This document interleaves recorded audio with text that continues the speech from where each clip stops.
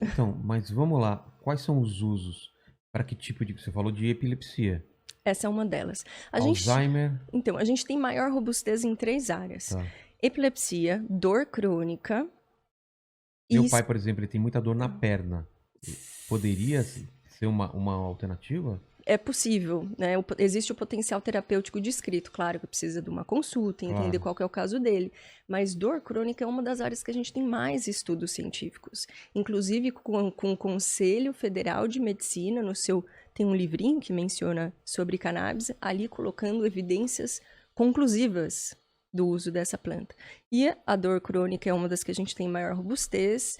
A gente também tem espasticidade, que é um tipo de rigidez muscular. Ah, tá. Agora, outros usos que É. talvez não tenha tanta robustez, mas que tem resposta positiva, autismo. Autismo, então. Lembrando que 1 entre cada 59 crianças hoje estão dentro do espectro autista. É mesmo? Não Isso é sabia. muita criança. Muita criança. Caramba. Gente que nem foi diagnosticada, nem sabe. Ou vai ser, ou tem Ah, um pode grau ser de menor. vai ser. Não, vai ser. 1 entre cada 59 vão estar dentro do Ah, do espectro. espectro. É. Mal cedo ou tarde eles são Tá. diagnosticados. Mas tem também o potencial descrito na doença de Alzheimer, doença de Parkinson, pacientes usando quimioterápicos, então, para náusea, para aquele mal-estar da quimioterapia. Não só pacientes com câncer, porque tem outros tipos de paciente que também usam quimioterápicos.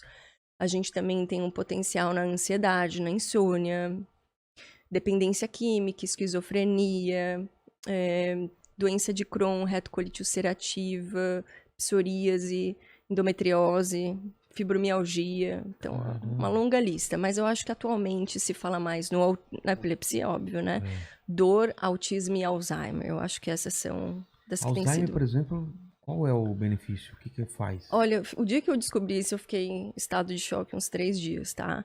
Mas os canabinoides têm o potencial de neurogênese. O que que é isso? Restaurar Novas células nervosas no cérebro. novas conexões? Também é sinaptogênica e também neurogênica. Então, não só novos neurônios hipocampais, por exemplo, que é uma região do cérebro que é prejudicada na doença de Alzheimer, mas na conexão, então nas sinapses entre os neurônios.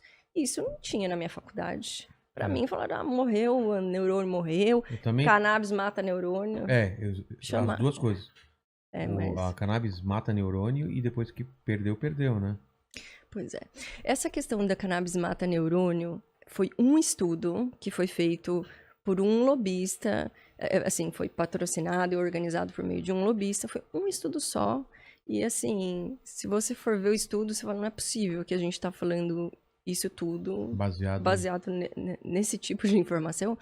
Mas quem estava fazendo lobby contra a Vilela, eles foram muito inteligentes. Eles fizeram uma propaganda mesmo, com filmes, com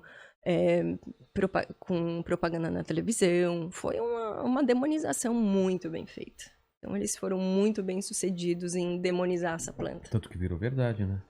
Total. Na minha É. cabeça também, eu não sabia. Assim, eu não tinha nada contra quando primeira vez que me falaram disso, eu era completamente ignorante.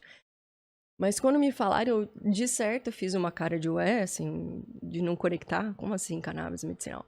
E fui atrás. Mas até aí eu tinha zero conhecimento. Não falam nada de positivo na faculdade. Era sempre do mal, é uma droga. E foi toda uma estratégia de lobby E para proibição.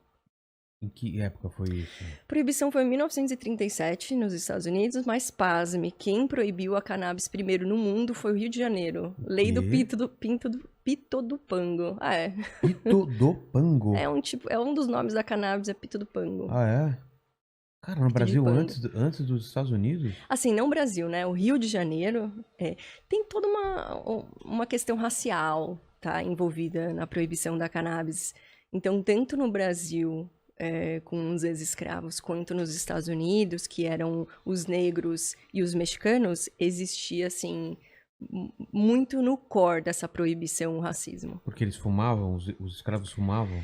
É porque, assim, nos Estados Unidos, porque era caro, consumia álcool porque era ilegal. É. E os brancos conseguiam consumir. Nunca se parou de consumir álcool nos Estados Unidos para quem tinha dinheiro. Claro. É a mesma coisa cannabis aqui no Brasil. Quem quer usar cannabis já usa a hora que quer. Ninguém que quer ter acesso a cannabis tem dificuldade de ter acesso a cannabis para o uso adulto. Agora, para o uso medicinal, as pessoas não sabem onde conseguir. Então, assim, nos Estados Unidos, existia a proibição do álcool e as pessoas, os negros e os mexicanos, usavam a cannabis já culturalmente e era algo financeiramente muito mais acessível para eles. Então, eles acabavam usando isso. Mas, Vilela, o consumo de drogas é algo que faz parte da humanidade. Se é álcool, se é cannabis, se é outra droga, não importa. Mas isso já faz parte. Eu acho que a gente não tem muito esse conceito. Essa droga, tô fora. Não, o álcool tá aí. O açúcar, que pra mim é a droga pior que tem, é o açúcar. Porque não se tem preconceito nenhum, não se tem medo, tá em todo lugar. Tem incentivo, inclusive. Né?